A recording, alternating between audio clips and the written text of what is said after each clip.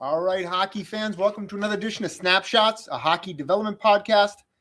Today's conversation is going to be about how you talk to your coach without ruining that relationship. As always, this podcast is brought to you by the great guys over at Mr. Lemon Stick Wax. It's an American hand-poured wax with great feel, tact, comfort, so that you can get out there on the ice and grip it and rip it. Also brought to you by Fellowship of Christian Athletes. Consider joining a huddle today.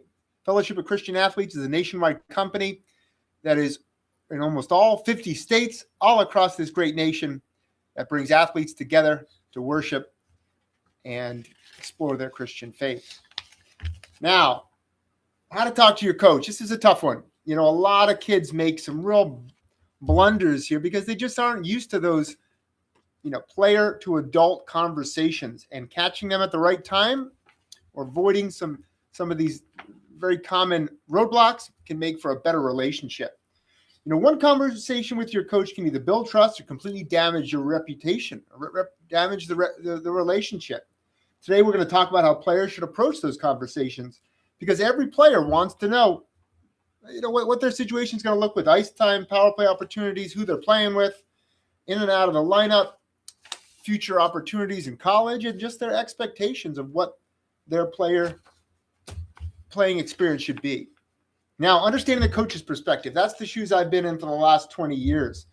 And it's really tough just to balance personalities in the room while also winning games, creating a positive experience so that you're building team chemistry, then also focusing on development, parents, and when the season goes on, you got accountability, practice habits, and injury issues and suspensions that all come into the mix. So it's not an easy task from a coach's perspective. He wants to have those conversations, really healthy conversations with players, and he may have them at different parts of the day that you're not used to as a player, or it might not look what you anticipate, because he might have a different style. But a conversation is a conversation, whether it's sitting at a desk, walking to the gym, a cup of coffee in the morning, a breakfast meeting, maybe after practice, briefly, maybe on the ice, whatever it is. They're all different, they're all valuable, and they all have their merits.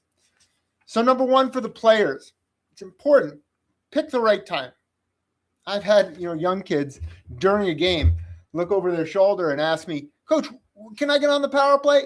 That's not the right time, guys. All right. Most of the time with young kids, I'm just rolling lines anyway. But during a game, steer clear of that one. Immediately after a loss, tensions are high. You're disappointed. You're going to say something, either one, parent, player, coach, that is not the reality, but it's how you're feeling in that moment.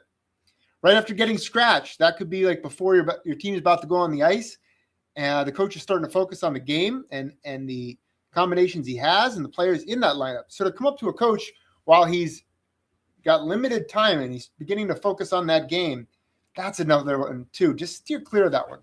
Emotions are high. There's a lot of focus. He wants to focus on those 20 players on the ice. That conversation will be had, but just not right at that moment. Ask questions instead of making statements. Players, think about it like this.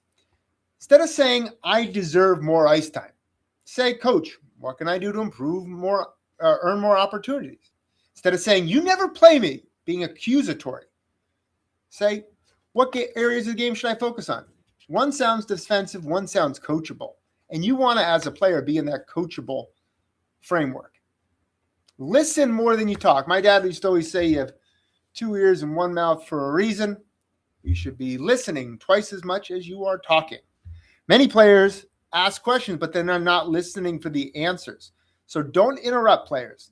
Take notes mentally, breathe it in. If your coach gives you a couple areas to improve, maybe even write them down. Those areas to improve are things it's not generic. He's looking at your game and he's being honest in his assessment. Now you have a development plan moving forward, and you can potentially make some real progress and adjustments. Don't argue. Unless, you're a professional athlete and you have some real influence, it's not worth it to get in a real finger-pointing argument with your coach. most of these things aren't a debate. They're just really kind of coming to an agreement. So you want to work towards that, not just be pointing fingers and blaming other people or accusing of certain things. If coach says something that you don't like, say, thank you, coach. I appreciate the feedback. Drink it in. Maybe he's not the right coach for you. Maybe you're not the right player for him. But arguing about it doesn't get you any closer to mending that fence and building that bridge. Important. After you have these conversations, players, follow it up with action. This is where trust is built. If your coach says, work on your conditioning, you got to get better fitness. Well, then do something about it. Don't just internalize it. Take some time after practice, ride the bike. Before practice, make sure you stretch.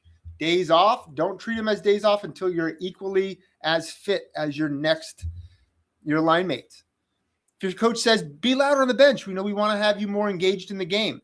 That might not be your personality, but you can do things that are demonstrate that you are engaged in the game while you're not actually on the ice. Think about it. Can you pass a water bottle? Can you grab a stick? Can you give feedback? Those are all really important. Things coaches love to hear. Okay. This is 20 years of coaching. Things that, when I talk to a kid, if he says it within the right framework and at the right moment, these are generally always well appreciated. What can I do better? How can I help the team? Can you show me what you mean? Can we watch video together? I'm never really going to yell at a kid for any of those things for certain, but it may take a couple of days, but I will get back to him on, watching video together. Using the dry erase to show what I mean in terms of demonstrating a particular breakout or support or forecheck, whatever it may be. Those are good questions. I can get direct answers. And that's the information you really want as a player. You want to know how you can improve and earn those quality minutes. Things that coaches hate to hear. I should be on the first line. My parents think, the refs, my teammates. If you're pointing fingers, I'm done. I'm not even interested. The conversation's over for me because you're focused on your own individual goals without having the team framework around those goals. The things got to mesh together. Your team and the team's goals, your goals and the team's goals have to be working for the common goals.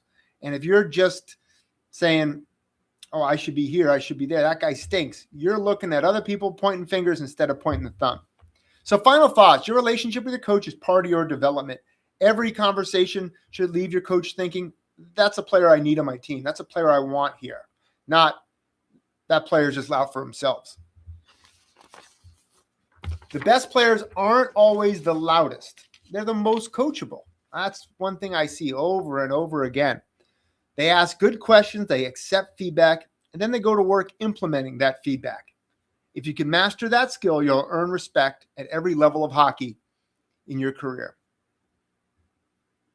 If you enjoyed today's episode, subscribe to Snapshots on YouTube and listen wherever possible. Like and follow this podcast on Spotify. Even give it some reviews. For more player development articles, coaching resources, and Hockey IQ content, my Hockey Development Hub on Substack is a great resource. If you want instant answers to your hockey questions, visit AI Hockey Advisor. It's a 24-hour day, 7-day a week hockey development resource, www.aihockeyadvisor.com. And for more information on my camps and clinics, www.scoringconcepts.com. I appreciate you tuning in today, and good luck the rest of the summer.